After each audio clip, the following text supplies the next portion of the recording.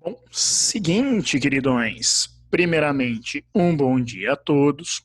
Eu sou Patrick Lopes e você está no Descoordenadas Geográficas.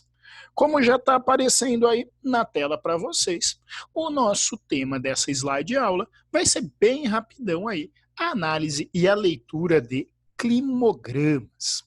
Os climogramas, também chamados como pluviogramas, eles são as formas mais sucintas, queridões, da gente entender ali os principais elementos e fatores de um clima. Quais são os principais elementos que um climograma vai trazer? Basicamente, a temperatura e o nível de precipitações. A temperatura, ela é representada pela linha e tem seus valores expressos em graus Celsius, ou à direita ou à esquerda, nas linhas ali nos vetores verticais. Já as formas de precipitação, elas são expressas geralmente por colunas, tendo seus valores expressos em milímetros de chuva ou milímetros de precipitação no outro dos vetores verticais que a gente tem. Já nos vetores horizontais, nós temos ali a passagem do tempo através das médias térmicas e de pluviosidade que se obtém ao longo dos meses, ao longo dos anos. Dessa maneira, queridões, sabendo que a linha é a temperatura, sabendo que as colunas são as precipitações, a gente já consegue, por exemplo, identificar os padrões térmicos desse clima. Quanto mais alta se apresentar a linha, mais quente será esse clima, mais elevada serão as suas médias térmicas. Quanto mais baixa se apresentar essa linha, mais fria, menores serão as suas médias térmicas. Agora, se houver um grande distanciamento entre os valores mais altos de temperatura e os valores mais baixos de temperatura, isso significará um clima heterotérmico, ou seja, aquele de altas amplitudes térmicas.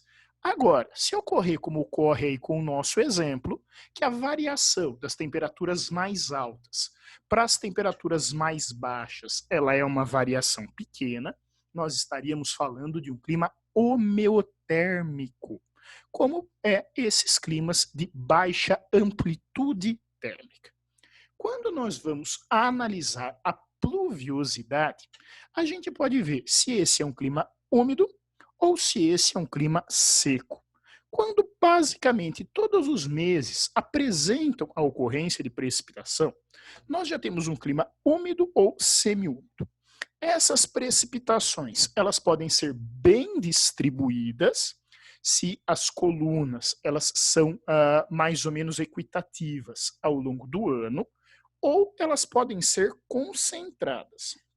Concentradas de verão, quando elas coincidem com as mais altas temperaturas, concentradas de inverno, quando elas coincidem com as mais baixas temperaturas, ou concentradas nos equinócios, quando elas coincidem nem com a alta e nem com a baixa temperatura.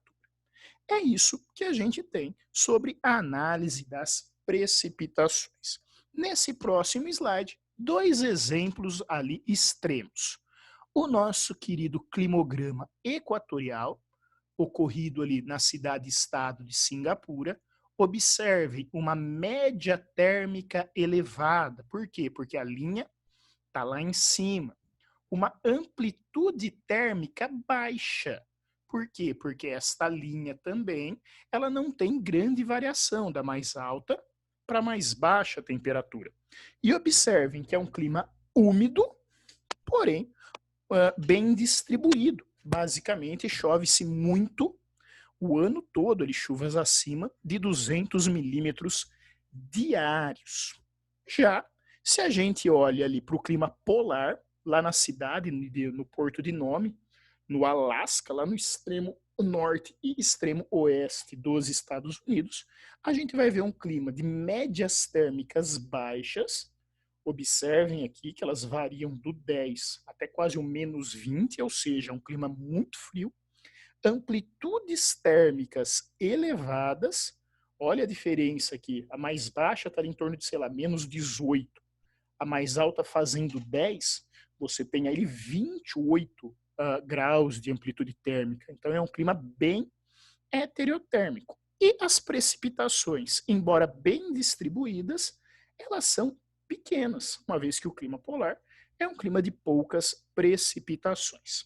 Uma outra coisa que a gente pode ver, uma outra informação que a gente pode tirar da análise de climogramas, diz respeito à sua localização latitudinal.